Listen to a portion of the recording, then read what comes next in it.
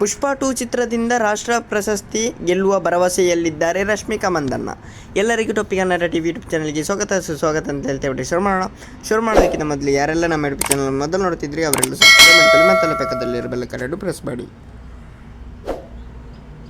ರಶ್ಮಿಕಾ ಮಂದಣ್ಣ ಅವರು ಈವರೆಗೆ ಹಲವು ಸೂಪರ್ ಹಿಟ್ ಚಿತ್ರಗಳನ್ನು ನೀಡಿದ್ದಾರೆ ಎಂಬುದು ಎಲ್ಲರಿಗೂ ತಿಳಿದಿದೆ.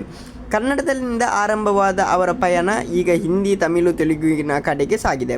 ತೆಲುಗು ಚಿತ್ರರಂಗದಲ್ಲಿ ಅವರಿಗೆ ಸಖತ್ ಬೇಡಿಕೆ ಇದೆ. ಅವರು ಕೆಲವು ಅವಾರ್ಡ್ಗಳನ್ನು ಗೆದ್ದಿದ್ದಾರೆ, ಆದರೆ ಅವರಿಗೆ ರಾಷ್ಟ್ರ ಪ್ರಶಸ್ತಿ ಸಿಕ್ಕಿಲ್ಲ. ಪುಷ್ಪ 2 ಚಿತ್ರದಿಂದ ರಾಷ್ಟ್ರ ಪ್ರಶಸ್ತಿ ಗೆಲ್ಲುವ ಆಸೆಯಲ್ಲಿ ಇದ್ದಾರೆ ಅವರು.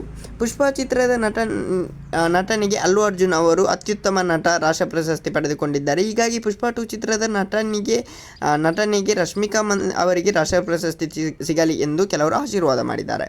ಮಾಧ್ಯಮಗಳಲ್ಲಿ ಈ ಬಗ್ಗೆ ಅವರಿಗೆ ಪ್ರಶ್ನೆ ಮಾಡಲಾಗಿದೆ. ಹಾಗೆ ಆಗಲಿ ಎಂದು ಅವರು ಹೇಳಿದ್ದಾರೆ.